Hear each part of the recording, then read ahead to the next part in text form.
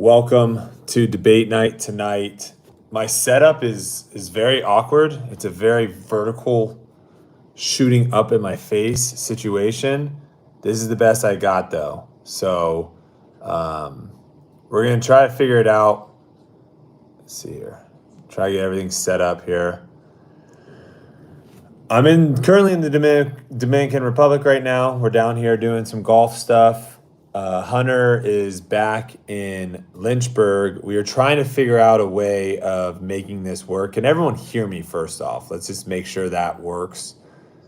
And I'm sure for the actual podcast version of this will probably all get edited out, hopefully. So if you're on here now, awesome. If you're listening to this later, you'll never even hear this. So that is perfect. We're going to wait a little bit here to try to get everyone to come in before we go. I have a bunch of tweets from some of you guys. Everyone can hear me. Sweet, awesome. A bunch of tweets from you all, which is great. I'm going to go through some of those. Some of them are actually very, very interesting. Babe, do you have my email on your phone? No. You do not? No. Okay, we're going to need to add that. Do you have it on your iPad? No, you can't get to the Wi-Fi on my iPad. You can't get to my phone. Text Hunter. Here, do this. Text Hunter for me and tell him to text you the ad read on here. Okay. And then we'll have it. Sorry. So we're gonna get everything started here in a little bit. It's a little bit trickier with the time zone difference right now. I am an hour ahead. So it's actually 10:45 my time. So 9:45 if you're on the East Coast. And then with my schedule right now down here, we're pretty much, the day starts at 7 and we just ended today. So it's kind of a jam-packed. I thought maybe we could squeeze it in earlier. Couldn't make it happen. So unfortunately, Hunter and Silas will not be here. I will be going solo dolo tonight. But hopefully we have a good show. If you guys if you can just drop a little like right now on the video, let me know that you're here, and we'll jump into the podcast portion very soon. And like I said, I have some topics already from you guys that I want to talk about, and then we're going to kind of open it up to the YouTube chat. We haven't done a live debate night in a while. I think we did one on Twitter Spaces and had some people pop in, which is awesome. But for right now, we're just going to do some of the topics, and I'll give my opinion on these topics. If you have a differing opinion or whatever, we're going to open that up for you guys at the end. So definitely jump on. Let me know in the comments what you think of that.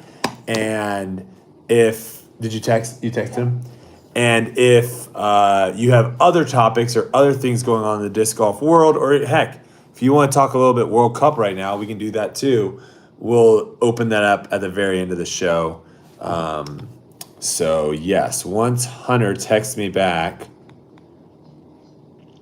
we will get this going. Sorry, I'm running everything off my phone right now,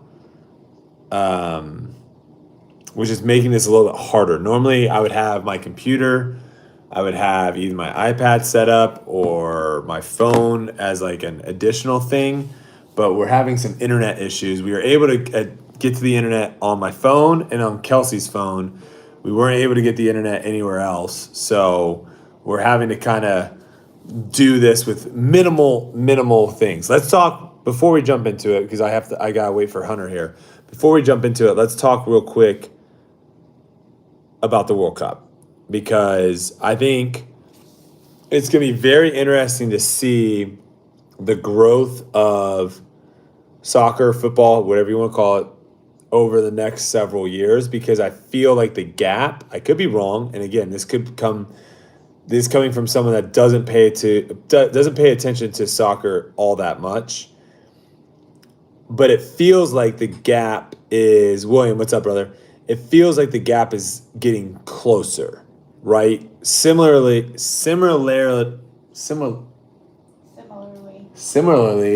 to how the dream team was back in the day with the U.S. We kind of came into the Olympics and just dominated everyone. And now, like, the international teams are getting a little bit closer and closer. Is that true? is U.S. men's soccer getting closer, or is it still dominated by the Europeans and the Brazilians, and it's not even close? Like, is it just never going to happen because all our top athletes play other sports, or like, because that's what when I was watching it. And again, I'm not trying to discredit anyone on our soccer team, but like when I'm watching it, I'm like, what would someone like a Tyreek Hill, what would someone like that look like on the soccer field? Just watching kind of some of the runs that they do, it feels like that type of athlete would just be insane, right? Like his speed would be unmatched out of anyone in soccer. I mean, so granted, obviously he would have to learn how to use his feet and have good foot-eye coordination and all that stuff. But it just seems like his speed alone and athleticism alone would be unmatched. Um, yeah, I agree with Dusty too. That's one thing it does seem like is we have a lot of really close calls, but we're just not able to score goals where other teams capitalize. Like when you have that ball that, the corner or whatever goes across and the defenders miss it and you got whatever, someone there. Crap. If Hunter doesn't text me here, we might be in. You know what? We're gonna. Let me think. We can't do that. They definitely did take a step back, but they aren't closing the gap. Oh, they definitely didn't take a step back, but they aren't closing the gap. Interesting. Professional golfers should have a limit on the amount of discs they could carry. I say 25. I've talked about that multiple times. I don't know if athletes go to other sports. Well, I mean, I guess you're right? Like the idea that athletes go to other sports because soccer is looked down upon, like I guess that's more, I mean, I would say it's more based off of like the money, but obviously the money isn't there, and so therefore it doesn't, it is looked down upon compared to the other sports since there is more money in the other sports.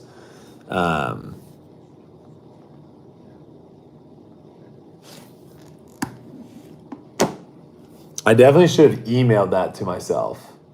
Can you wait? I might be able to do something. I might be able to sign here. Just do it through this, Beba. This will work. Do it through that, maybe, like just the Safari part. There's more young talent in this U.S. squad than any previous. That makes sense. That signifies growth and gap closing. Yeah, it does seem like there's a lot of young guys. What's the oldest U.S. player that actually plays? No one really looks old. The goalie looks maybe the oldest. I could be wrong, but the goalie looks the oldest. It's the youngest team left in the World Cup. It's the fourth youngest team in the World Cup. Interesting. Yeah, I mean that's at the end of the day, that's what it all comes down to, right? Like if you're obviously there is something to be said about like the passion and love for the game and really absolutely loving what you do. But for the most part, at the end of the day, most people that play sports, it's not necessarily the sport itself that they love, it's more the competitiveness. They're just a very competitive person. And they will be attracted to sports that are obviously a little bit easier for them or something that they pick up more, but they're just a very competitive person. So if you got someone that is just competitive, wants to compete, and you give them three sports, one they can make hundreds of millions of dollars, one they can make $70 million, and another one they can make 5, 10, 15, whatever. I mean, the chance that they go to the 5, 10, or 15 is like slim to none. Like there's no chance that they're going to that one. So, It's not working for us. it's, yeah. Was my strategy not good? No, I'm just trying to connect to the Wi-Fi. Sorry, we are having Wi-Fi issues. How much money would you make in soccer versus football versus wait, how do I keep that up there? How much money would you make in soccer versus football versus basketball versus baseball? Is that a factor? If you're you have the pick of the litter, what would you do?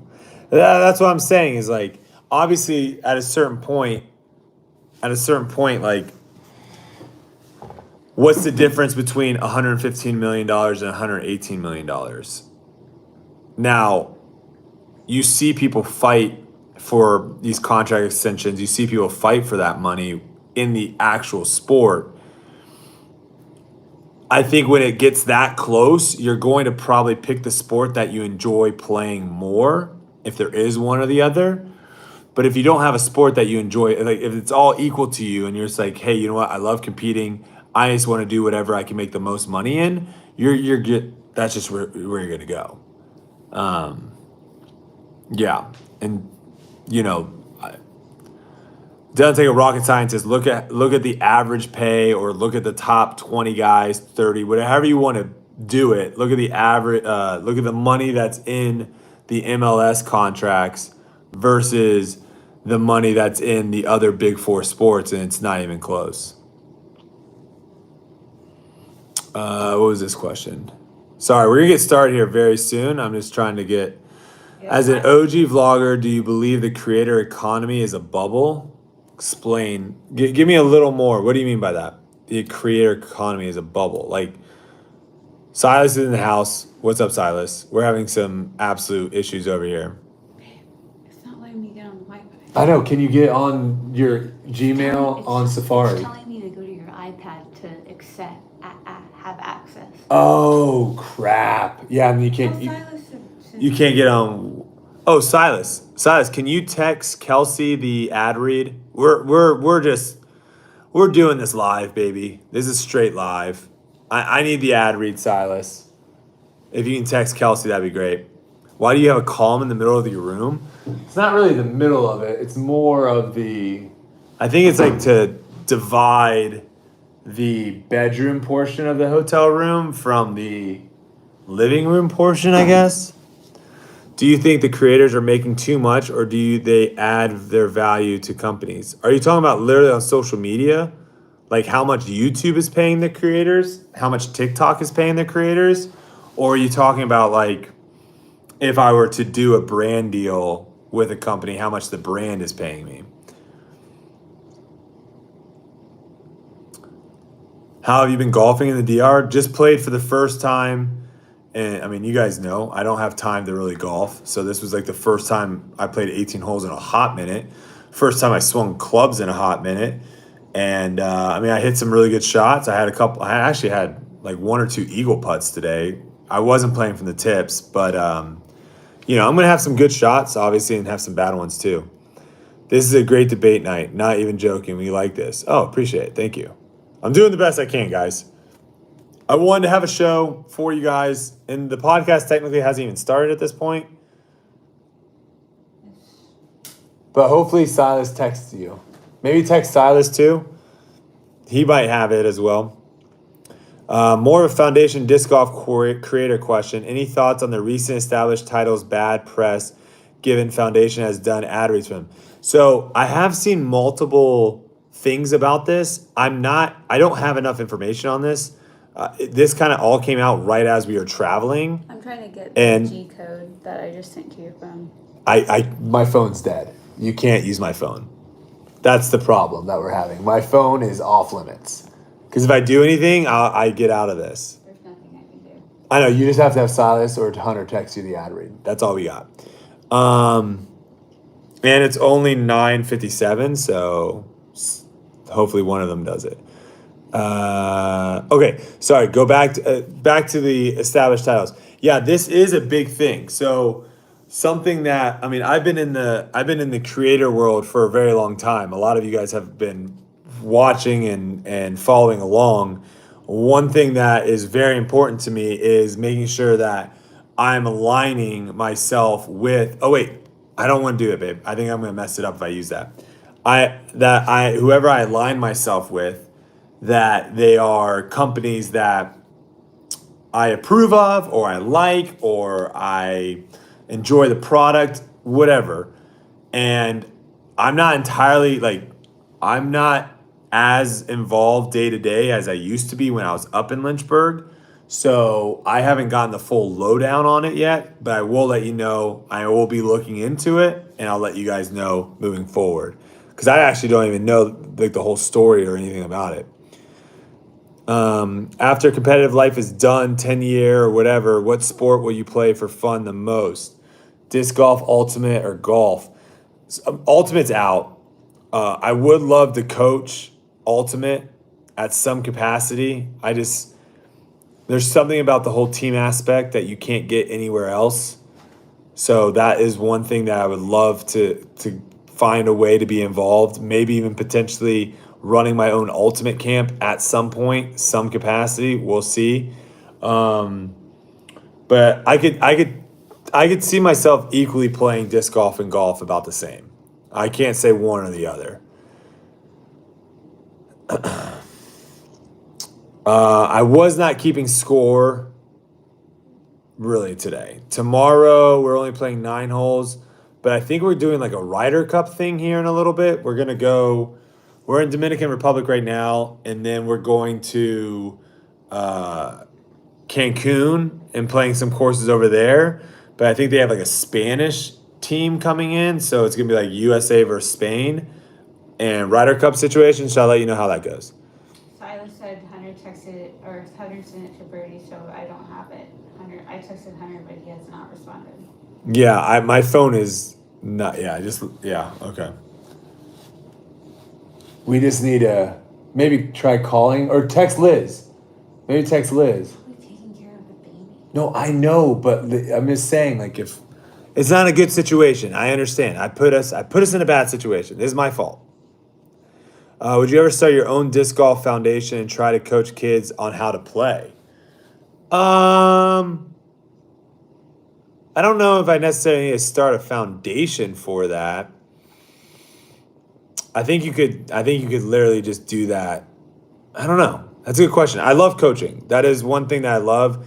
I'm very cautious. Obviously, when I came into disc golf, you guys kind of saw how the people in disc golf treated me, right? There was either some people that were super excited about me coming into disc golf, or some people that were super anti me coming into disc golf and having opinions and all that. So I'm a little more cautious on the coaching side of things right now, because I don't necessarily want to. I could see a lot of pushback from me like offering coaching stuff, especially like on a payment level or through a foundation. I could see a lot of pushback from that right now, from some people.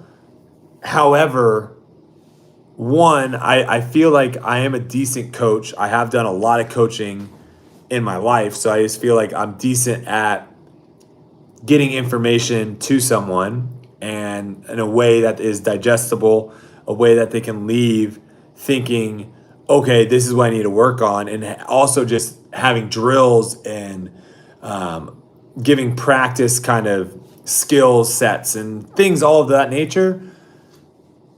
I've done it in Ultimate Frisbee. And the other thing I would say is like everything in disc golf right now is very fresh to me. And there's a huge difference in someone that has been playing disc golf their entire life, or that was the sport they played, and they've just gradually gotten better and better and better. I think for someone like that, you almost tend to sometimes lose or forget some of the key ingredients, some of the key things that you need to be good at disc golf. And you're just like, well, this is what I do. I just do this. This is a feeling. Where I went from being very bad at disc golf to being decent at disc golf in a very short amount of time. And so I feel like I could help a lot of people that were either at my level or worse than my level get to a very good place in disc golf. And honestly, obviously there's different things. I'm 6'5". I have an athletic background, and I have the time and means to be able to put a lot of effort into disc golf. If you don't have all those things, your growth is is obviously not going to be the same, but there could be certain things where you're like, yeah, this is what I spend. I have 2-3 days a week that I can play disc golf. This is what I do, and I can be like, all right, on one of those days, stop doing that and do this, and that will get you drastically better. So there's a lot of things, but we'll see. Let me see. Let me go through some of these real quick. Do we have any sort of situation going on? No response. I mean, you could just give me the G code that comes across your. Okay, top of your let's screen. try it. If it freezes us out, freezes us out. Just got a Brodie Swirl Roach. Can't wait to put it to use this weekend. Heck yeah, let's go. What do you think has the most beautiful back? Who do you think has the most beautiful backhand in disc golf?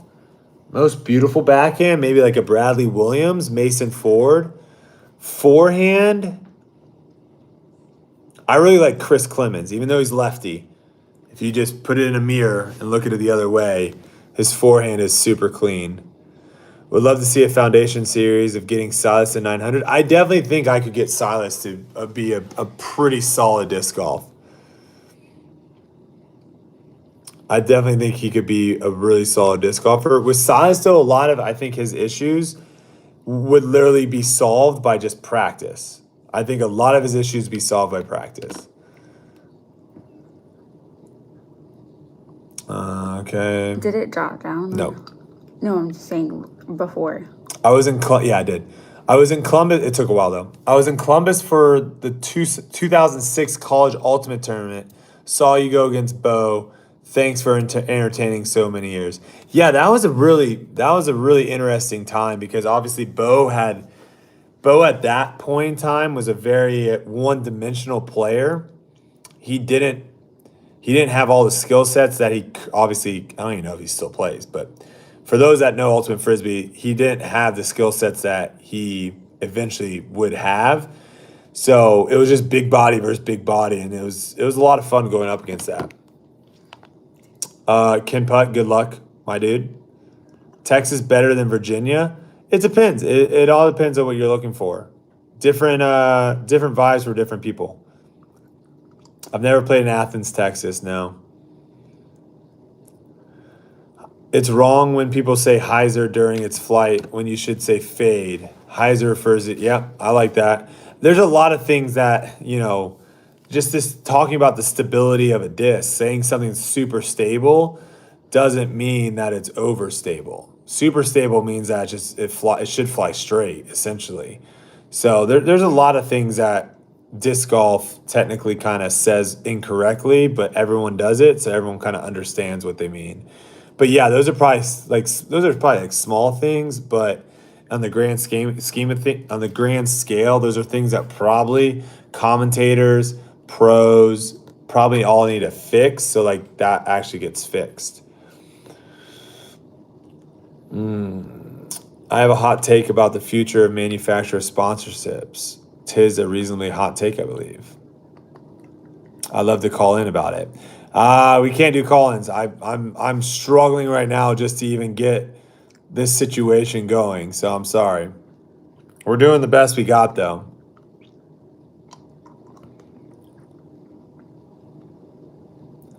I'll pay for you to coach me.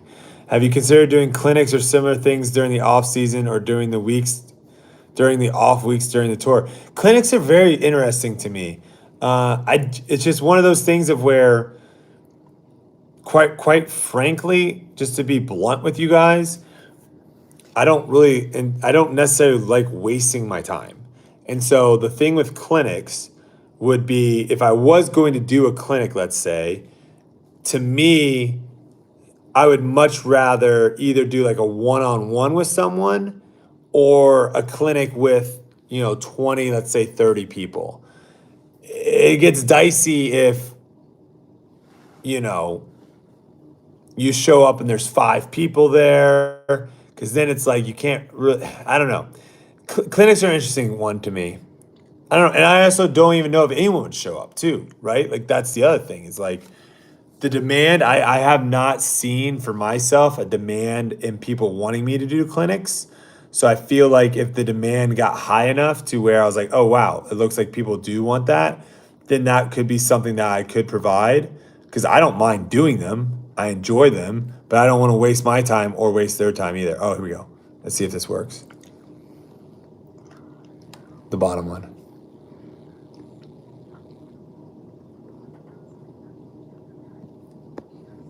Are we back? Did I lose you guys?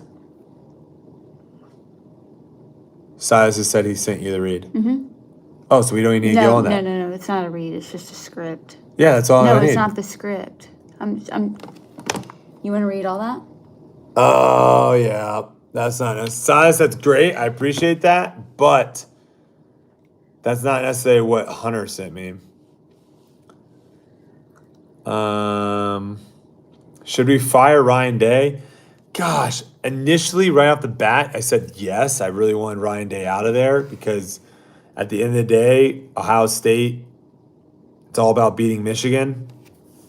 But someone also asked me an interesting question, which I actually don't really know what my answer would be. Is like, well, no, I do. I would rather win the national championship and lose to Michigan than. No, Silas, you're fine, dude. This is on me. I messed up. I'd rather win the national championship and lose to Michigan than beat Michigan and lose the national championship, I guess. Because at the end of the day, when you're like looking back on programs, yes, of course, you're always going to have that. What is your head-to-head against Michigan? But the thing that everyone talks about is how many national titles you have. So It's not. no bueno. It's not letting me get into your mail. Okay, well, we're just gonna wing it. So it is what it is. All right, folks, we're gonna jump into it then. You want to just wing the ad? What? This isn't letting you get into it? No, it's not letting me into your mail. Hold on 1 second, guys. We're just gonna see this real quick.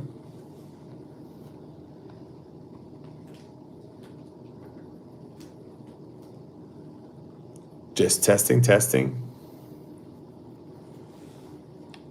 that it? I'm in. How did you do that? I'm an absolute boss. All right, here we go. Everyone, that's 2 claps for Kelsey real quick for making this happen. She got it done. She was over here grinding. So, big shout. All right. We're going to start at 28 minutes. So, can you remember that? 28 minutes. 28 minutes is when we're starting. 28 minutes is when the podcast is starting. 28 minutes is when the podcast is starting, ladies and gentlemen. Here we go. Countdown. And what is happening, everybody? Welcome to Debate Night. Brodie Smith here, alone in the Dominican Republic. If you haven't, you missed out on a long Q&A session at the beginning on YouTube, but you're listening to this, you don't hear any of that. So definitely go over to YouTube Foundation Podcast. Make sure you're subscribed over there. But I'm solo tonight. We're in the Dominican Republic. We're doing the best we can, and hopefully we have a good show for you tonight. I reached out on Twitter, got some information for topic ideas, some debate topics potentially, and we're going to get some people in the chat that's on YouTube right now, because we are going live, to weigh in. And so we'll see if they are for, against, and maybe they have new stuff. But before we jump into there, I want to give a quick shout out to our sponsor for Debate Night tonight, Aura. Aura is today's sponsor. Aura is an easy-to-use app that includes everything you need to stay safe online. Aura protects you from scammers and hackers by scanning the so-called dark web, where criminals sell stolen information, looking for your emails, passwords, and social security numbers. It alerts you fast if it finds anything. They help you fight back against those annoying websites that make your personal information public by automatically requesting the removal of your info. This helps reduce robocalls. Aura gives you near real-time alerts on suspicious credit inquiries. Like if someone was opening a loan or credit card in your name, their VPN allows you to stay anonymous online by keeping your browser history and personal information safe and encrypted. And they protect your devices from viruses, malware, spyware, and more, so the bad guys can't break in. My goodness. Aura even helps you manage what your kids can do on their devices. You can restrict specific apps, set screen time limits, and even set focus time to ensure your child is doing their homework instead of binging on YouTube, unless it's Foundation Podcast. Then, let them listen their ears out. And their password manager lets you store and access their online passwords securely and conveniently. Let Aura do the hard work or keeping you safe online. If you sign up right now, Aura will give you a 2-week free trial with my link. You'll be shocked at how much of your private information Aura finds exposed over these 2 weeks. So go to aura.com/foundation disc golf to start your free trial. Also, the link will be in the description down below. There we go. Everyone be safe out there. What the heck are we doing? If you're not safe, what the heck are you doing? All right. Shout out for Kelsey too. Kelsey, big shout out to Kelsey getting that together. And we're moving on. So the first thing we're going to talk about is who I think some of the most underrated pros are. So this was Baby Batter 69. Not sure if there's a topic, but who's the most underrated upcoming pro right now? Who to keep an eye on in the near future? I mean, I think this year, obviously there was a big influx of players that a lot of people that have been paying attention to the Pro Tour were like, who the heck are these people? Where are these people coming from? You got Nicholas Antilla, you got Chandler Kramer, you got Robert Burridge, you got a ton of people that just came out of the woodworks. Isaac Robinson's another one. That's a good one. Just a ton of people that came out of Gavin Babcock. If you look at Gavin and look at what he did at the majors, I think he got top 20 at every major this year and a couple top 10s. Like, he came out of the woodworks. There are so Luke Sampson just won an event. I mean, I am so excited for this upcoming season because there are Aaron Gossage, that's another. Yeah, I mean, there's the names keep going on. I think, again, I'll say this, and I said this going into last season. When money starts getting serious, when there starts becoming a life-changing amount of money in front of you, that bodes a lot of motivation for lots of people. Because if you're sitting at home and you understand that if you put in the work and you believe in yourself and you go out there and you have yourself a fantastic year, you could potentially be making life-changing money the next year or 2 years from now. And having that as a possibility opens the doors to a lot more people getting aggressive and going after their dreams and goals rather than having to have that realistic aspect of, hey, I can't spend that much time doing this activity because ultimately this is not going to make money for me. Like, there's no way of me making money doing this, so I cannot be putting all my effort and time into this. I need to be making sure that I have something else going on that can pay the bills. So, again, this offseason is going to be so interesting because it's very difficult to get a lot better through the season, especially if you're playing a lot of the events. You're kind of just managing, slowly making changes here and there. The off season is where you can make massive improvements. So we'll see. Because again, I talked about this a little bit on Jonathan Nicholson's podcast. If you guys haven't checked that out, I did a little interview over there with him. And we were talking just kind of about the journey and all that stuff. And no matter how much you love something or how passionate about you are with something, there are just going to be some days that you just aren't as interested in doing it. You want something else comes up and you're like, oh, I haven't done that in a while. That'll be fun. there's going to be other distractions. There's going to be things along the way. And the difference between the people that reach their goals and the people that don't reach their goals in these like kind of sport kind of analogy are the ones that were willing to sacrifice on the days that they maybe weren't as motivated as other days and still put in the work. So again, we will see what happens this offseason. Vegas will be, I'm sure, very, very exciting. All right, we got Ryan Shepard 734. He wants to know how many disc golf manufacturers is too many. Interesting. It's also very interesting. I don't know, again, I'm very new into the sport. I don't know if this has been talked about before, if it's been brought up of like, oh my gosh, there's so many manufacturers out there. I think the market in anything always decides how much is too much, because eventually there will be a time where there's just too many options, and so the big dogs will stay alive and survive, and the little dogs won't make it, and they're gone. I don't know what that number is. I don't think anyone knows what that number is. It's just going to boil down to the market and what the demand is. And, that's will be, but to me, competition is great. I think if you're looking at it from a perspective of a fan, you want to have competition. You don't necessarily want to have one manufacturer dominating and everyone else can't really get a seat at the table. You want to have competition because that's going to make everyone strive to be better. Look at Ticketmaster. Do we need to go into Ticketmaster? You know what's going on with Ticketmaster? You guys know what's going on with Ticketmaster?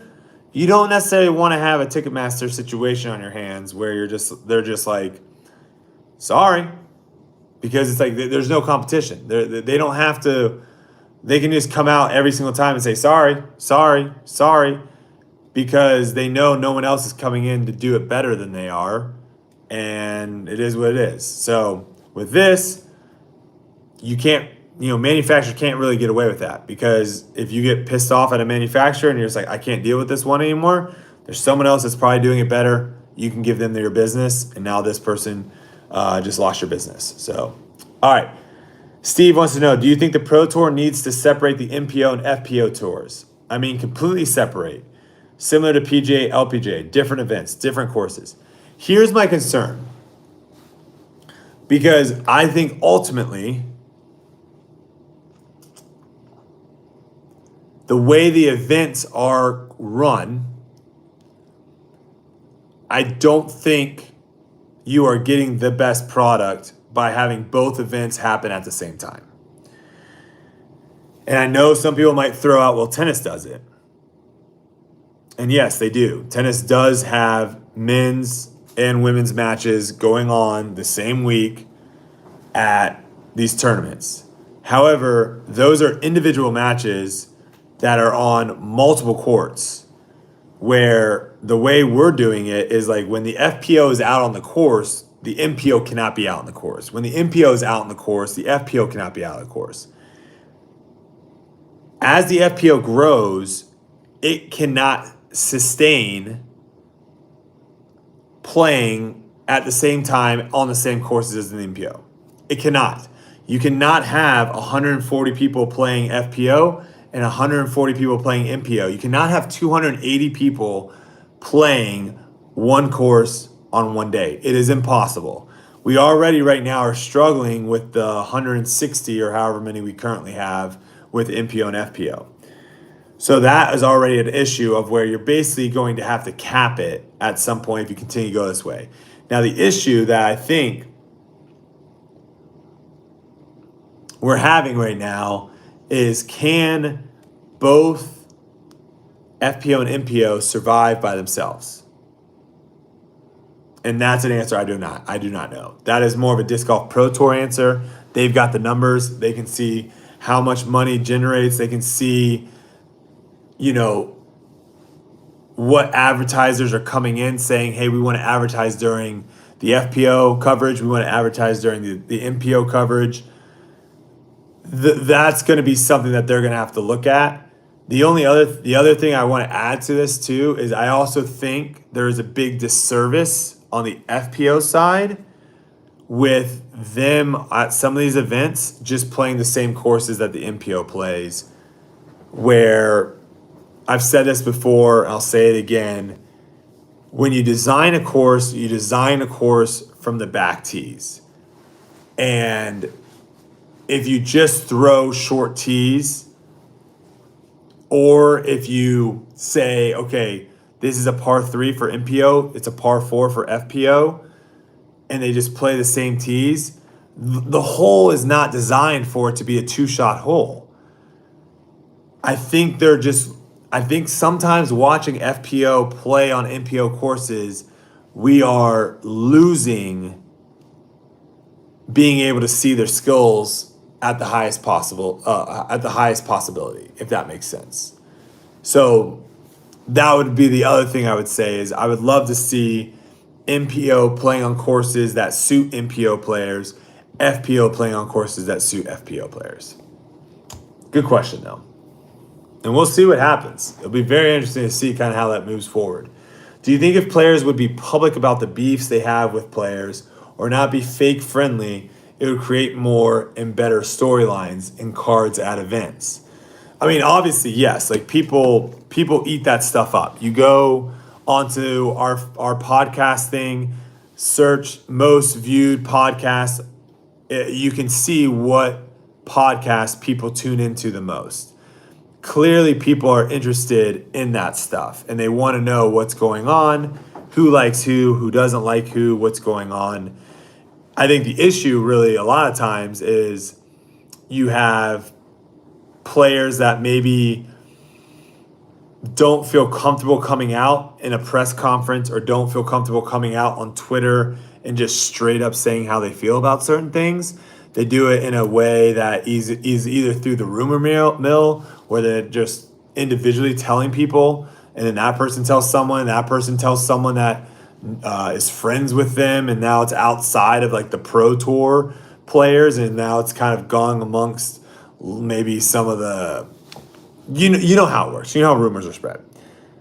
I think, again, one of the main issues is ultimately a lot of people would rather, I think it's two things. I think some people just do not want to be in those headlines. I think some people just would rather stay low, not get in the mix, stay to themselves, and continue on.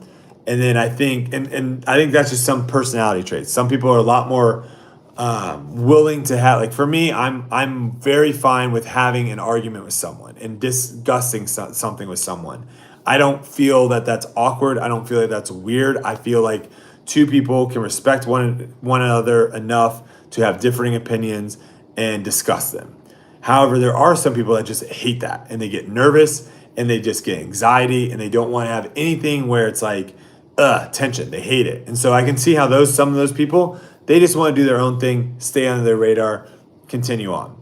And I do think there are some people also that are playing the game and understand that disc golf is more about having people like them and having people like increasing their fan base, if you will, than necessarily being good at disc golf, right? Like if you have two people that are both really good at disc golf, let's say top 20 players in the world, but one is super likable, everyone likes the person, and another person keeps to themselves, doesn't say anything, doesn't have a social media, doesn't really do anything. Like the value of this person compared to this person is drastically lower. And the money in disc golf right now is not in the tour person, is not in the purses. So like even though these two people are both roughly the same skill level and are finishing roughly the same spots in tours, the person that is super likable and everyone likes this person is making far more money than this person because the purses, there's no money. So I can see that too, of where some people are playing the, when you're trying to be the president in high school and you're just saying all the right things and you know what people want to hear and you're saying what people want to hear. And if that's your MO, then that's your MO as well. For me, I just think it's really easy. I'll say this. I think it's really tough. It's tough to play that game for me personally because I just don't think you're being true to yourself. So I think it's probably better to just like deflect and like not answer the question and just move on and stick to yourself than answer it in a way that you think other people want you to hear the answer. Because again, like I'm a terrible actor. So like trying to put on a face and trying to be someone that people like all the time is probably one, super exhausting. And then two, you're probably going to fail at it. You're probably going to like say something one time and then you're going to slip and say what you actually think this time. And then people are going to be like, what the heck? You just said this. And now you're saying, I think you either going about it. I think you either go two ways. Stick to yourself. Don't ever say anything. Stay off of social media. Or just say what's on your mind. And you're going to say some stupid stuff sometimes. Come out, say, hey, that was stupid. I messed up. Move on. All right, next one. Is there an issue, this from Dusty. Is there an issue with prioritizing special runs of discs over stock discs? Special runs cost more to the consumer, but help supports players. Just curious on your take. I mean, I think it is a really interesting one because I think, again, we've talked about this. There is a bubble. Right? There at some point in time, there will be there will be so many players that have these special runs of discs that there's just too many. There's just too many options that they're just not going to get bought up. And because they're at a higher price point, people maybe are going to go and look elsewhere to try to get a disc to fit that slot in their bag because maybe they just want a disc to throw versus a collectible disc or whatever it may be. So I don't know where that bubble is. I don't know if we've reached that bubble or if we're going to reach that bubble. But again, this is more on the manufacturer side of seeing the demand and seeing the trend of what's going on and figuring that out. What sponsors should we avoid, aka the established titles drama rocking the YouTube world? I gotta look into this. Too many people are bringing this up. I gotta look into this. I gotta get to the bottom of this and figure out what's going on. Because again, if there's something weird going on and we're promoting a company that's doing weird stuff, not a fan of it. So, like I said, that is priority number one. When I get off of here, is I'm gonna try to figure out what the heck is going on with this. Then we have. Do you have one more? To add to number two, obviously content is free and creators rely on ads for income. How much responsibility is on the consumer versus the creator for how products are presented? Okay, that's a good one. So I think obviously if me and Kelsey take our social media influence, if you will, very seriously. And if you are going to promote a company, especially if that company is paying you to promote them, you should probably do the minimal amount of research to just have an idea of what the product is.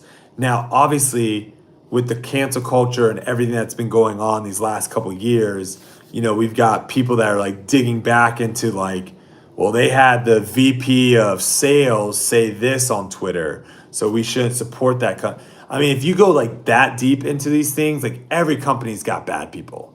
Everyone's got bad people.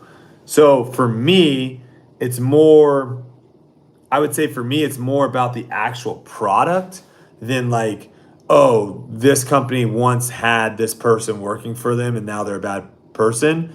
Like you're going to find that everywhere. So to me, it's more about the product. What are they selling?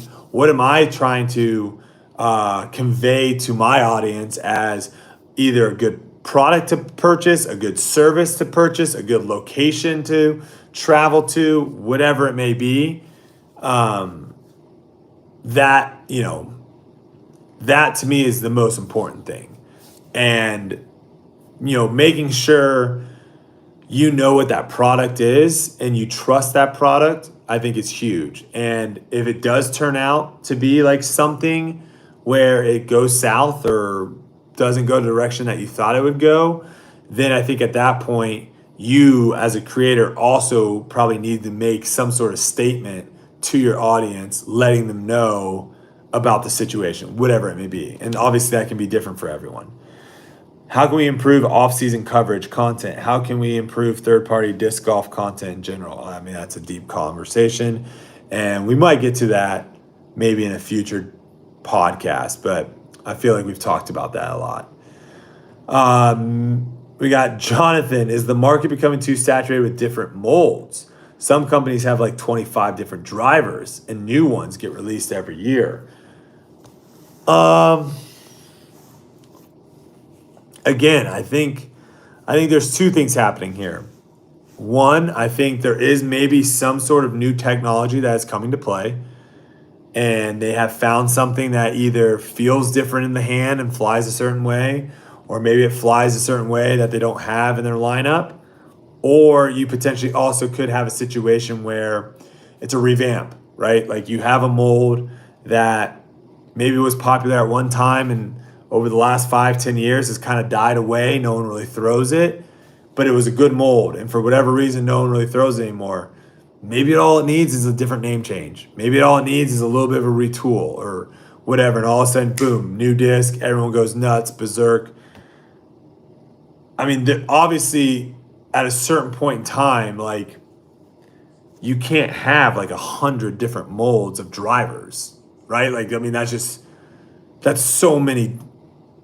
I don't know. But again, these are all manufacturer questions, not necessarily like questions for us fans. If a company has 25 driver molds and they're able to sell all 25 driver molds, they're going to continue to continue to make all 25 driver molds. I mean, they're making a product, people are buying it. At the end of the day, that's what they're going to do. If everyone just stops buying one of them, they probably will stop making it as well. Consumers, even though I think sometimes we forget, because I'm a consumer as well, we are the ones that hold the power, right? If you want something, we hold the power. If you don't want something, we hold the power. Do they still hold amateur tournaments at Pro Tour events? Because that is bonkers.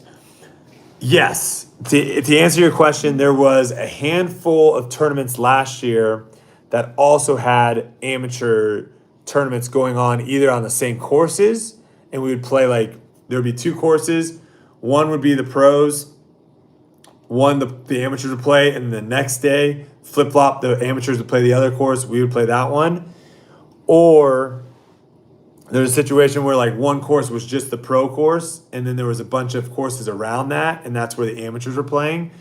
Here's my take on that. Obviously, I hated it as a professional. Like, I did not enjoy having to share practice rounds with again, I don't care if they're amateurs, pros, whatever. You're essentially just increasing the amount of people that can practice at a course, which ended up just causing for big backups and long practice rounds, which there's not a single person out there that'll say, yes, I want my practice rounds to be longer. But from a standpoint of like a tournament, if you're having a tournament in the middle of absolutely nowhere, it is going to be very difficult to entice people to drive all the way out there multiple days to watch the tournament. What's the easiest way of getting a big crowd on Sunday at a tournament? You hold an amateur tournament. You get people to show up to play an amateur tournament and to stick around to watch the pros. So it's one of those where, again, like where disc golf is currently at its state, I understand it. I understand why tournament directors do it, and it makes sense. Do I like it as a pro? I don't like it in that sense of like the practicing leading up to it, but I like it in the sense that you are now increasing your pool, if you will, of people that are willing to come and watch the tournament. Do you think if players would be public about... Oh, wait, I already read that one. Oh, I must have done that twice. All right, we got Astro. Should flex starts allowed to be sanctioned? Should flex starts allowed to be sanctioned? too much casual play among friends. This is a crazy one to me. So for those that don't know, flex starts are tournaments where you basically just show up with 2 of your friends and say, we're playing. And you go out at 8 o'clock in the morning, you go out at 10 o'clock in the morning, you go out at 2 o'clock in the afternoon, and you just play, come in, tell them what your score is, boom, move on. I mean, if we're trying to make the PDGA rating like a legit thing to where we're trying to classify skill level of where people should play in what division, I absolutely don't think flex starts should be allowed to count towards that, simply because of just how sketchy they can be. I'll leave it at that. If you and 2 buddies want to go out there and you want to be a terrible person, you can go out there, cheat, win money, have that go to your rating. It wouldn't be the most difficult thing to pull off. It would be a lot harder to do that in a event where you're playing with random people. And I'll leave it at that. Avery wants to know, how do we call rule violations better without people getting salty? I think it's just a culture thing. It's literally just a culture thing. You gotta get you just have to not care. And if someone is going to get upset with you for calling a rule out on them, I just right now, again, it's everything is set up right now where you just don't want to hurt anyone's feelings. And the thing is, like, calling someone on a violation for essentially breaking a rule should not be hurting someone's feelings. They did something wrong. You did nothing wrong. But we have this culture in disc golf right now, and it's in the Pro Tour too, of where like no one wants to upset anyone. No one wants to like have bad beef or anything like that with anyone. And so people let people get away with the rule. So, you know, because we're not having people, for the most part, we're not having people call stuff on themselves, right? And granted, it would be, you know, foot faulting, those type of things. It would be very difficult to call those things on yourself. You really do need to have like a third party, like someone else seeing what's going on to actually call those on you. So you can't really have like this like gentleman's game of where it's like, oh, well, I'll call myself on that. I messed up. I did this. You really do need to have someone. So just don't get, I don't know, if someone gets upset with you for making a call on them, that's on them, not on you.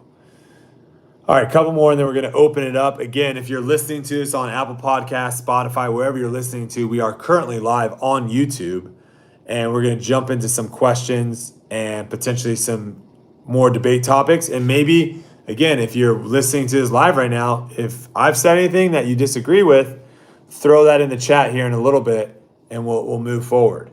And maybe I'll bring it up, and maybe we'll have you on the show at one point, because I'm always looking for a good debate. Because we're on to the last topic, and this is from Mr. Pipert.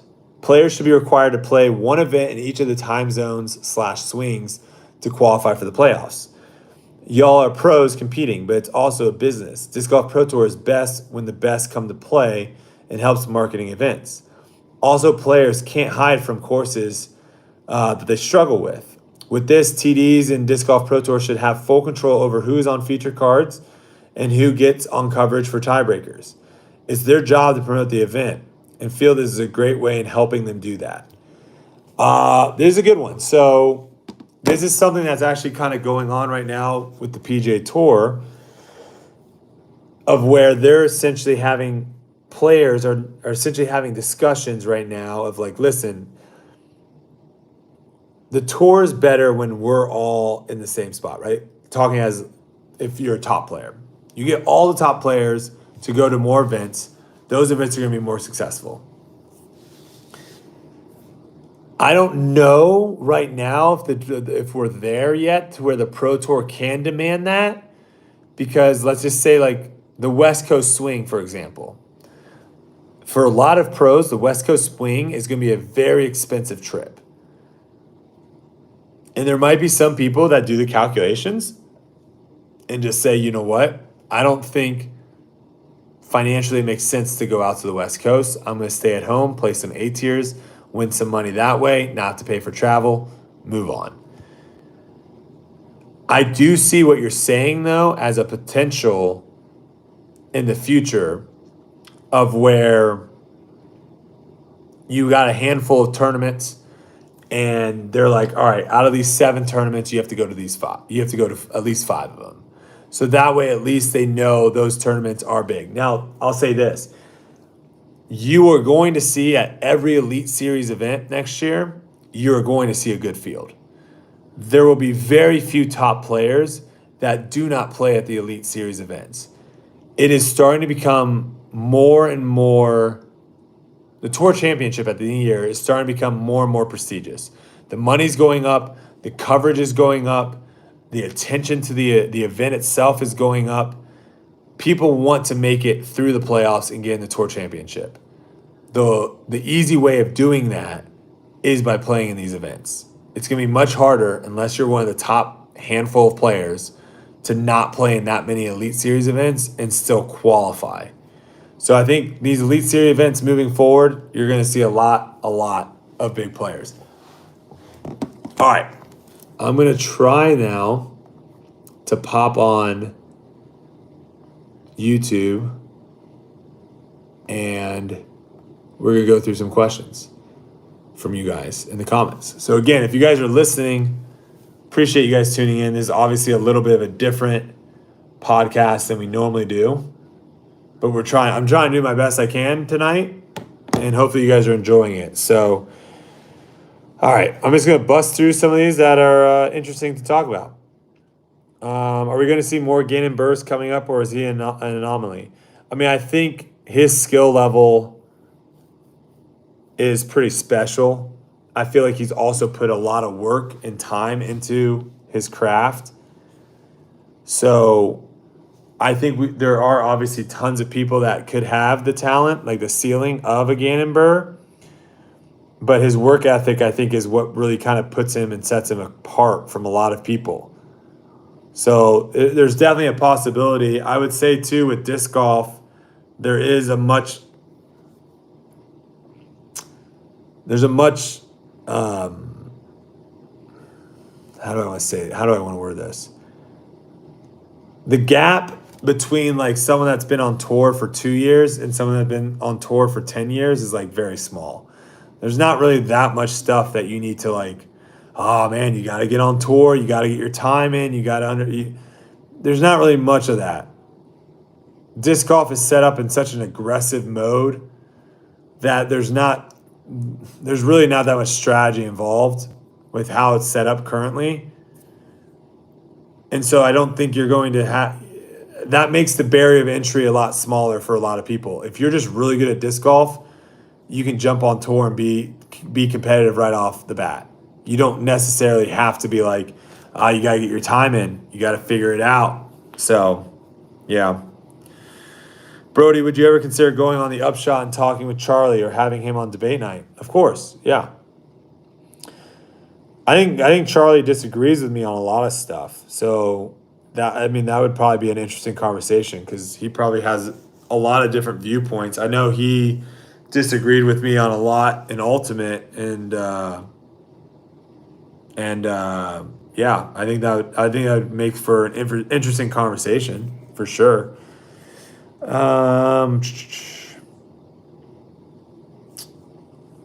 Any thoughts about Discmania panicking after the mystery boxes didn't sell out fast and discounted the boxes after the initial release?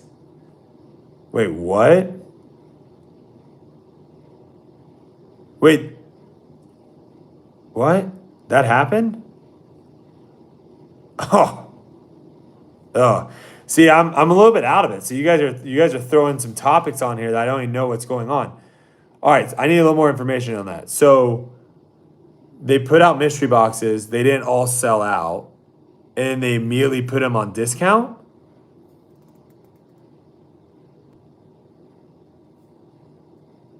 yeah, I don't. I want to get more information before I give an opinion on that, because that a lot of times too, I think some people, hear something and then they say it, and maybe they don't give all the information out there, and then all of a sudden I give my opinion on it, and now everyone else is like, oh, this is what happened. Am I getting some Nike money for that hat? Zero money from Nike. Chainhawk Open, that is on my radar. It'd be nice. They are giving something to the initial buyers who paid $100 versus $90, so they don't feel like they missed out on a deal. They didn't. The boxes went live with a discount code, so people who bought quick got it for cheap until they caught it. Oh. Okay.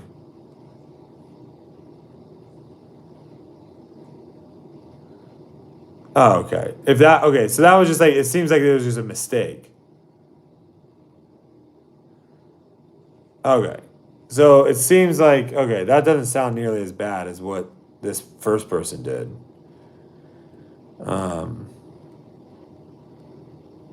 If that's the case, if they just had some sort of code going on, and they didn't realize that the code was going to be able to be used for the mystery boxes, so some people were able to apply it early on and they took it off. Yeah.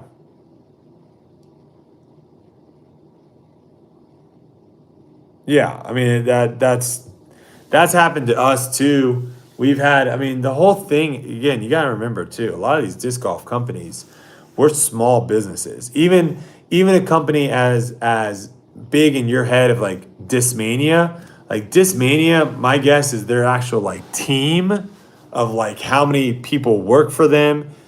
They probably have a lot of people wearing a lot of different hats.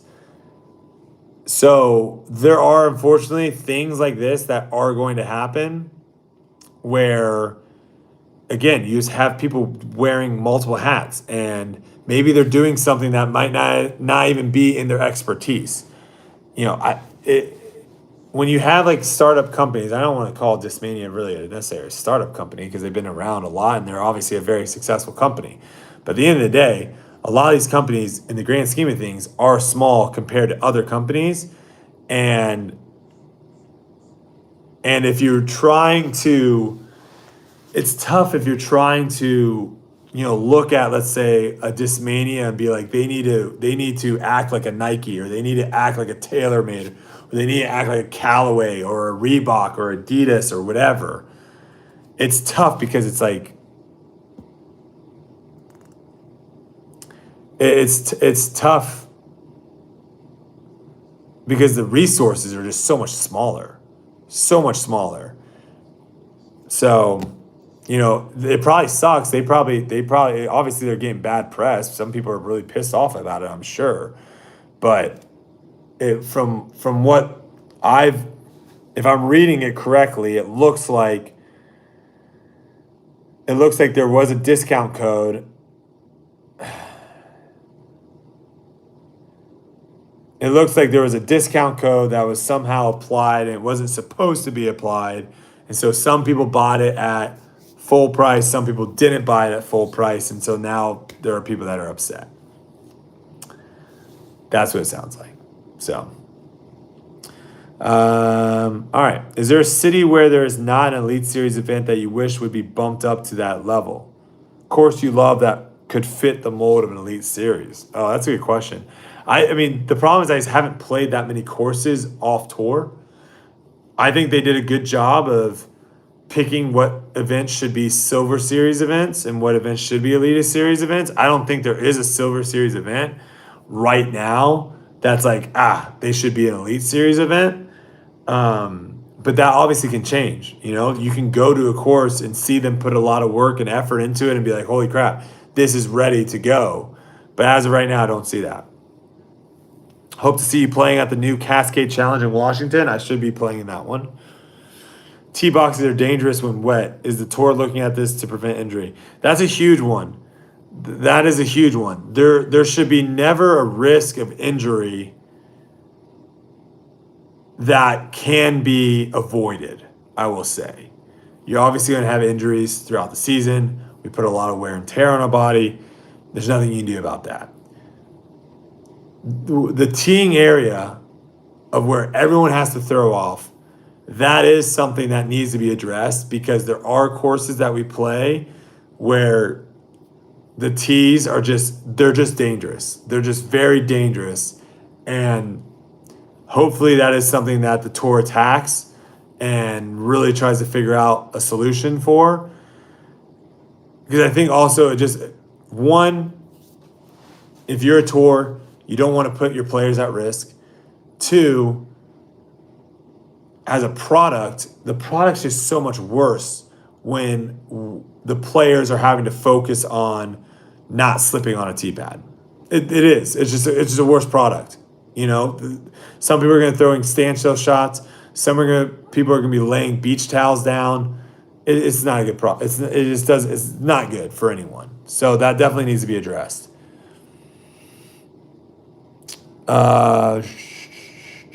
What makes a tour stop interesting to you and other professionals besides the actual tournament? I mean, things to do in the. I'm the worst person to ask for that. I'm not. I'm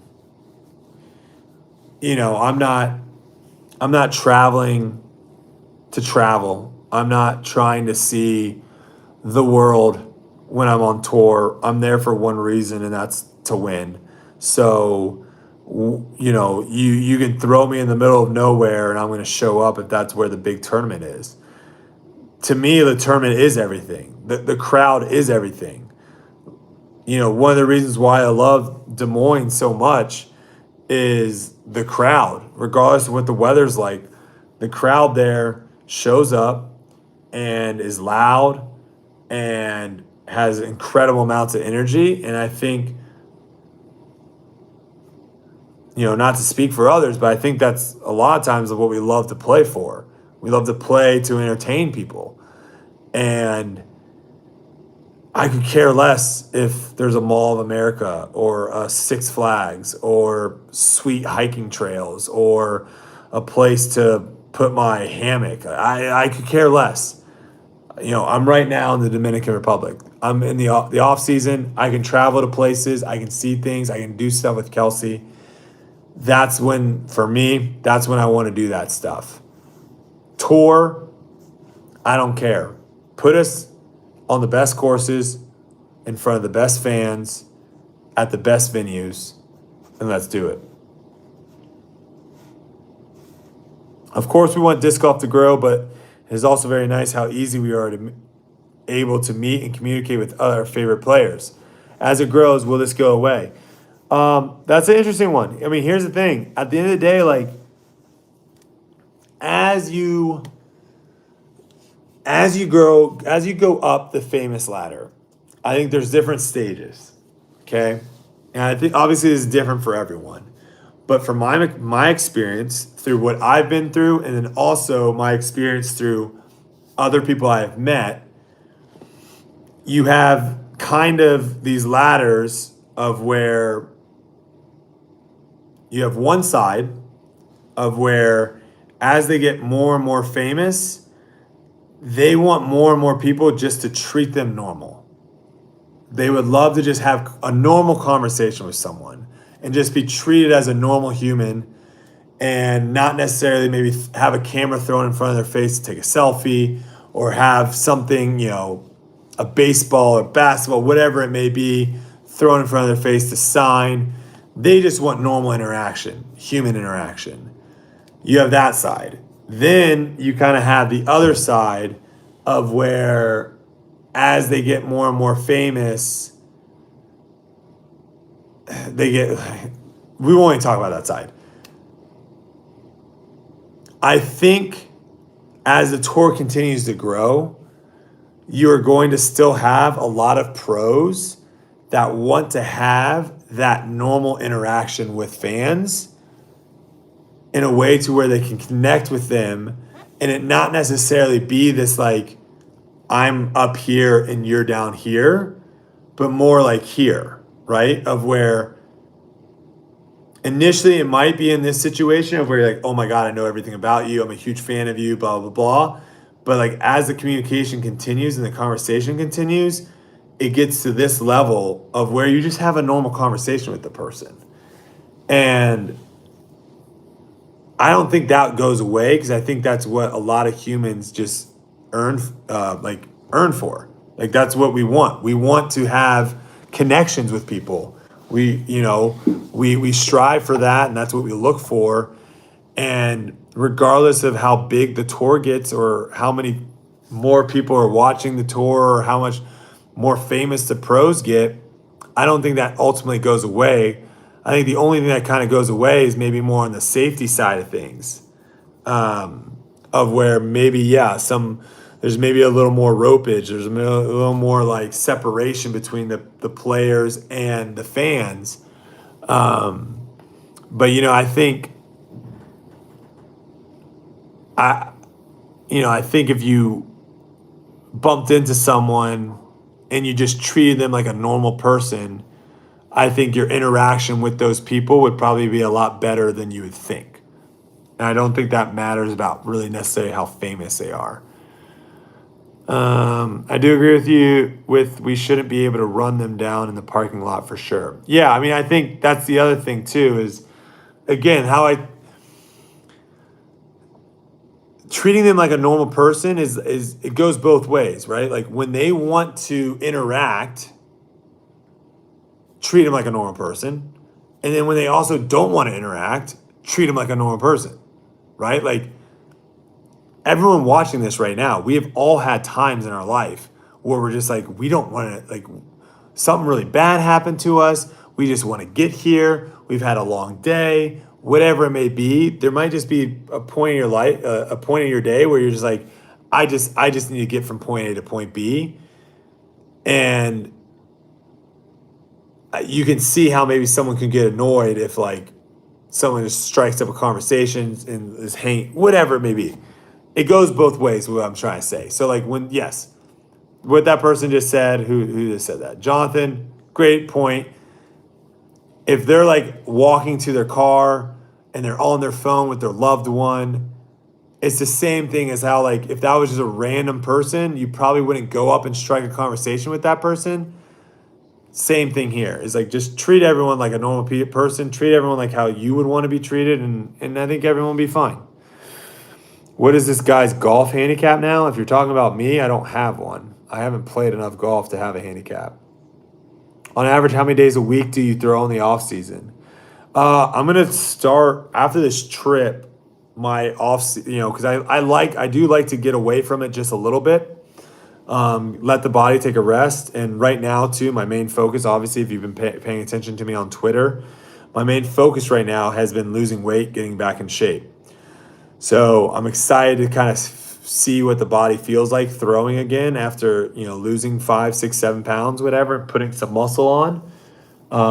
But yeah, I'll start here when we get back from this trip. I'll start throwing every day again. Do you think more players are going to hire a caddy to tour with them, kind of like Yuli and his caddy? I don't think so. There's not enough money. How has the cut been going? Good. It's been going well. We got a lot of work still to do with the weight loss. Obviously, diet's a big one. But yeah, it feels good to be back in the gym. Honestly, it does. And it's one of those where it's like, gosh, why did you ever let yourself go? That's. It happens so quick, you miss one day here, then it becomes easy and miss another day, and you're like, let me just eat this pint of Ben & Jerry's, it's not that big of a deal, and then boom, gone. Happens real quick, and it takes forever to get back. So it's like one of those where it's like, bro, you've gone through this enough times to realize like, let's just get in a good spot, let's maintain it, and then obviously certain areas, let's peak, get a little bit better off. And then get back to like a maintain versus like going way downhill. Did you feel your distance or endurance go down after gaining the weight? Yeah, both. Both distance and endurance got worse as the season went on. Add more hazard areas, not just OB, to the Pro Tour events. Love that idea. I think having OB and hazards, being able to utilize both, I think really opens the door for creative design in courses. And especially with disc golf, where we don't have the money to necessarily move dirt around, plant trees, really change the landscape, I think that's the best option that we got right now. Do you already have a list of your 2023 goals for the disc golf season? I do. I normally share those with you guys at the end of the season as well, so you won't know any of them until the end of the season, so stay tuned. Someone just asked what are my goals. Stay tuned. Who is your OG idol of disc golf? See, this is a weird one. Like, I don't really necessarily have one, right? Because literally the only people I knew that played disc golf was Avery Jenkins. And then, again, I didn't follow his career. I was friends with him and we did videos together, but I didn't follow his career. And then he brought Simon along. And so I was like, all right, Simon plays disc golf as well. Again, once those videos were done, my disc golf for me, once we got done filming those things, it went like boop, boop, gone. Like not thinking about it. Ultimate Frisbee, Ultimate Frisbee, Ultimate Frisbee. So there was, when I came into disc golf, like you can't, what I'm just going to have it doesn't work. I was not a fan of disc golf before I came into disc golf. I literally, as soon as I liked disc golf, I was playing disc golf and I was thrown into the mix. And obviously there's a lot of people on tour that I respect and I look up to them in their game and what they can accomplish, their accomplishments and stuff like that. But it's nowhere near if I would have gone into golf, tennis, basketball, sports that I grew up watching and as a kid saw, people doing stuff and then immediately after watching it, going out in the court and trying to emulate it myself. That never happened in disc golf for me. Does Kelsey have any disc golf goals? No, I don't think so. Any Dark Janus disc coming in the future? That would be an interesting one. If that's something that people want, I could see. I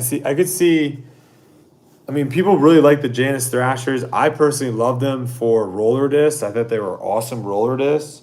So, again, this is all demand. If you guys show a high demand for Dark Janus Thrashers, I'm sure Discraft can put something out here very quickly. But again, it's all demand situation, all demand. You and Ezra make my day when I watch y'all's videos. Always funny. Nate, appreciate that, brother. Yeah, we're going to continue to do that next year. I think that was, again, I'm going to make content with people that I enjoy. If I'm going to be out there doing stuff, I'm going to want to have fun doing it and enjoy my time.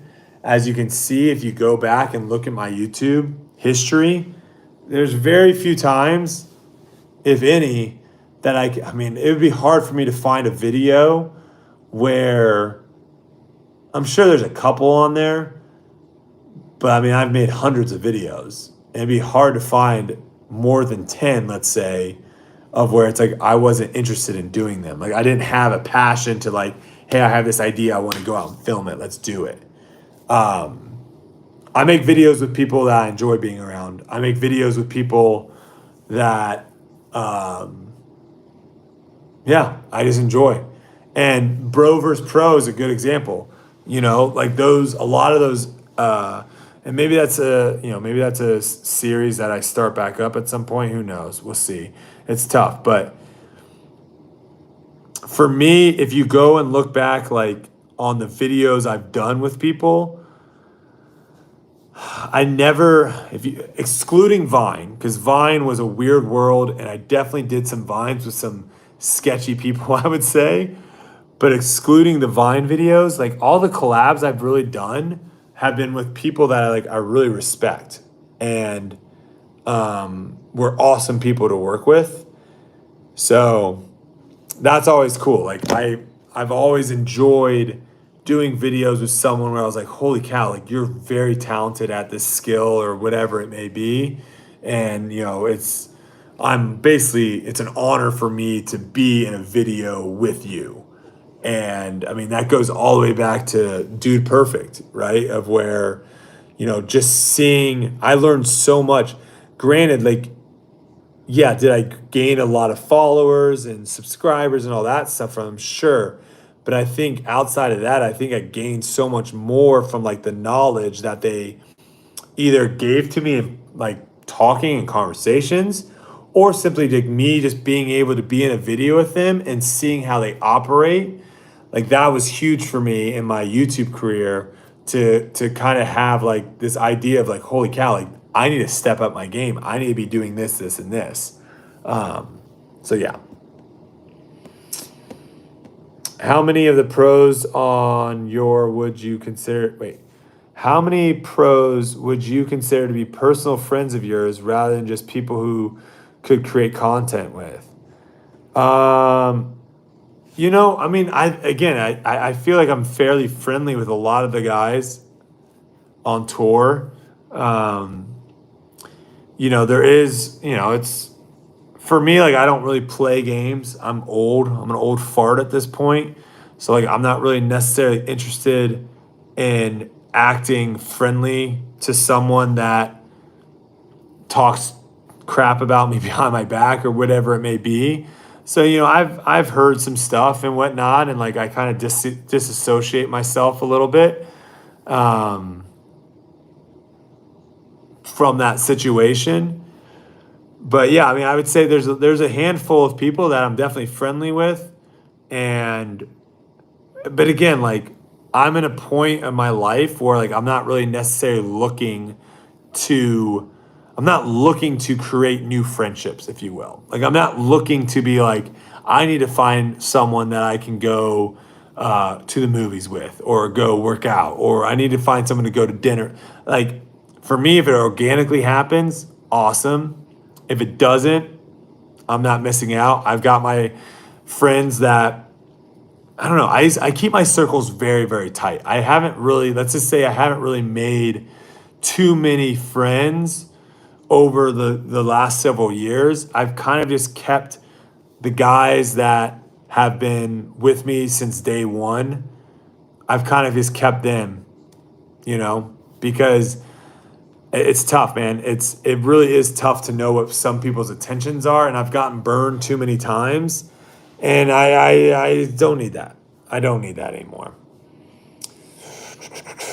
I'm a business owner looking to invest in the sport, but it seems at least at the local level, the old guard seems to like the status quo. This is a turnoff to us. Why is this? I mean, people just don't like change. At the end of the day, people don't like change. So you kind of just have to do it, and eventually people get used to it. But initially, people don't like change. Anyone think Bondanza Disc Golf on YouTube can make the Pro Tour?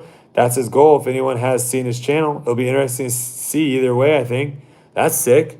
I don't know who that is, but good luck to him. I will say, too, like if you're trying to make it on tour, do it now because it's only going to get harder and harder to get on tour. Is there a type of shot you were lacking in 2022 that you'll have in 2023? A flex forehand with drivers. I like my flex forehand with my approach discs, not necessarily with my drivers. Is the standard of 18 holes per course necessary? Why not a different number of holes for pro tours? Just wondering.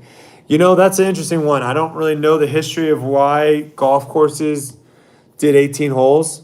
That would be kind of a fun deep dive of what was the reasoning for 18 holes. I'm sure there had to been something. But yeah, I'm not sure. B won't say Paul Macbeth, but maybe he's not a good teacher either, though. Just because he's the best in the world doesn't mean he can translate it to coaching. I don't know what that's in response to. Should disc golf approach live for any chance of negotiations for the future? I don't think they have any interest in disc golf. What are some of your hobbies outside of disc golf? I mean, me and Kelsey, obviously, outside of disc golf, it's spending time with her, doing things. whether it's walking the dogs, throwing the frisbee with the dogs. A lot of time, it's a lot of family time. I'll say that it's when I'm gone on tour or I'm gone during the day. I don't really care what I do with Kelsey. Like, as long as we're doing stuff together, if it's playing a card game, doing a puzzle, watching a movie, it doesn't really matter.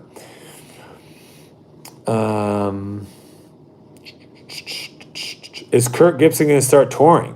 Oh, interesting question. I know he's definitely got the itch and he definitely loves it. It's just going to be, is he willing to get worse to get better? That's a lot of times that's tough. No squares in my circle. I'm not a waffle. What would you take 10 top 10s, 3 wins, or 1 win in a major? I'd take 1 win in a major.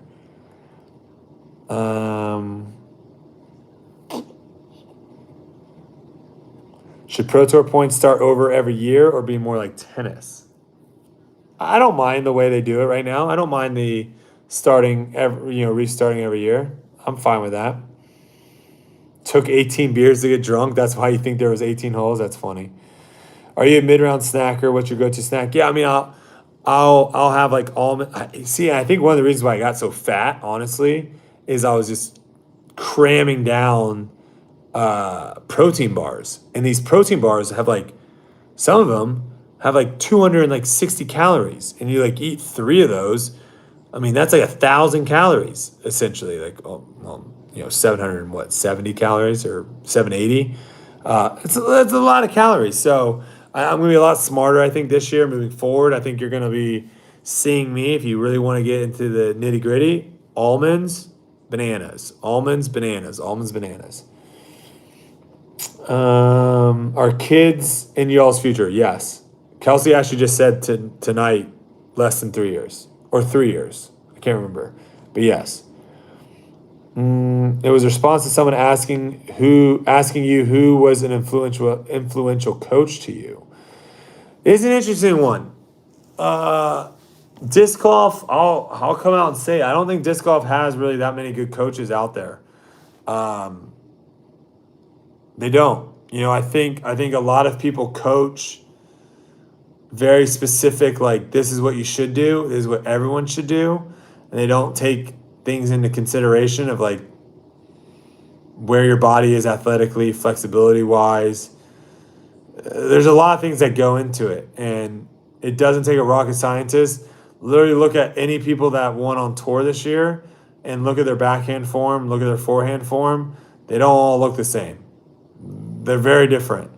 So it's very interesting to me because I feel like I had a lot of people trying to help me at the beginning, and ultimately I think, I appreciate it, but I don't think I really started getting a lot better until like I went by myself and was like trying to figure it out by myself, and not necessarily having like 5 different things coming in saying, do it this way, this is how I do it this way, this is how I do it this way. So, and I think Ezra, obviously, me and Ezra click a lot. Our games are very similar. So he was someone too that I think it was very easy for me and him, because he is very much a student of the game where he loves talking about form and trying to get down to the nitty gritty. So me and him have had countless conversations about certain things, and just trying to dial stuff in. So, yeah. Do you think playing bigger events helps a player improve? No, not really. I don't think you need to play big events to get better.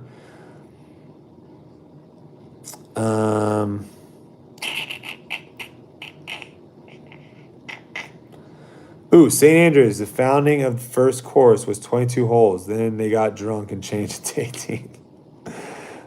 Do I think TCU will go undefeated? I think they're going to beat Kansas State, yeah.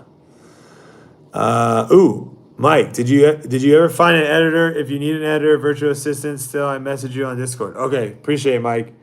Yeah, I'm trying to hammer that all out this off season, because that would be an awesome moving forward during the season, that'll be an awesome thing not to have to worry about is editing. Disc golf is the only sport I know that people just blindly trust pros to know how to do something. Yeah. Yeah.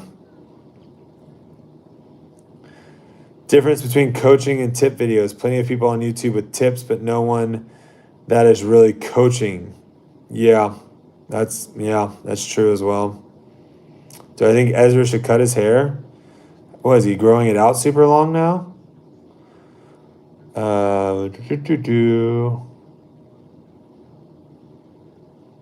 How long before we see swing coaches in disc golf? I just don't think it's not that. Let me ask you this question.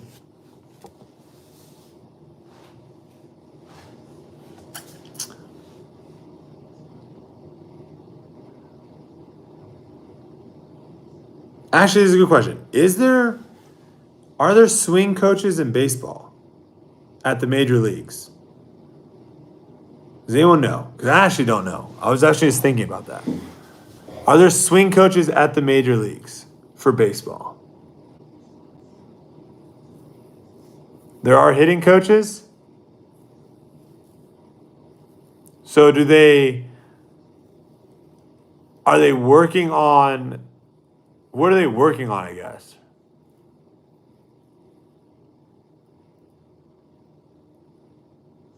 What are some things like the hitting coaches work on? Oh, actual swing mechanics. So so MLB player, baseball is one of those sports I don't have that much knowledge, but I know like a baseball swing is very similar. Like the movement of a baseball swing is very similar to a backhand. You know, like if you're a lefty baseball player, pitcher, hitter, like that kind of whole body movement is very similar to a backhand. So I'm curious as to how involved they get. Maybe they're getting more involved than you would think. Okay, so they are doing a lot of stuff. Okay, interesting. Wow. Yeah. All right. Heck yeah. Grip pressure, pinch point, changes for different shots, distances. Oh, that's not telling me. That was a question. You just got me all confused. Okay. Aaron Judge's hitting coach is an interesting coach to watch. Very interesting. Here's the thing. With these sports, I think what you can do is you can give out blanket stuff, right? You can give out very vague kind of blanket, do this, do that, and it will help improve people. You will get better if you listen and do those things. But then I do think there are certain things that are like you gotta make. It's the same thing. Like I will be the first one to tell you, if you're looking to get into the best performance shape, like physical performance that you can for your sport, you are going to be doing that. You're going to do that a lot faster, and probably you actually would probably only be able to do it with a trainer that is literally seeing what you're doing and modifying the program specifically for you and what your skill or performance level is currently. If you just started going to like group training classes and they were just giving out like a generic training program for everyone to follow, I don't even know if you'd ever even reach your full potential in your performance. I don't think it would be, because it's not a program that's tailored to you. It's a program tailored for everyone. So I do think obviously there is a lot of, and I have tons of tutorial videos on how to throw an ultimate frisbee and all these things. And yes, if you need help on learning how to throw an ultimate frisbee and you search how to throw a forehand and my video pops up, you're going to leave after watching that video with more knowledge on the proper mechanics to throw a forehand frisbee than you had prior. However, there are certain things for individuals that I think you need to customize for the individual. And that's where I think on the pro level, like, that just doesn't exist yet.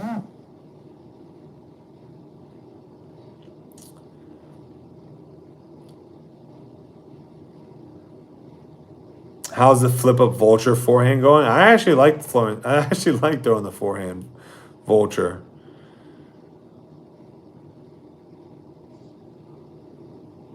Yeah. We're talking about some of the trainers that invest a crazy amount of money in people. That's nuts. That is nuts, but it is true. Especially more in the mixed martial arts, the boxing, those type of sports. You got, people that will just train people for free because they see a skill or something in them. Because, in that sport, if you can bring a world champ or if you can bring someone like that into your gym or grow them essentially into your gym, I mean, that's worth so much money. That is worth so much money. So, yeah, there are people that probably just don't have the money or the funds to be able to pay for really high level training. And you've got these trainers that are like, listen, I'm going to train you for free. And if you end up doing X, Y, and Z, you can pay me back, or you can whatever. And that's a win-win for both.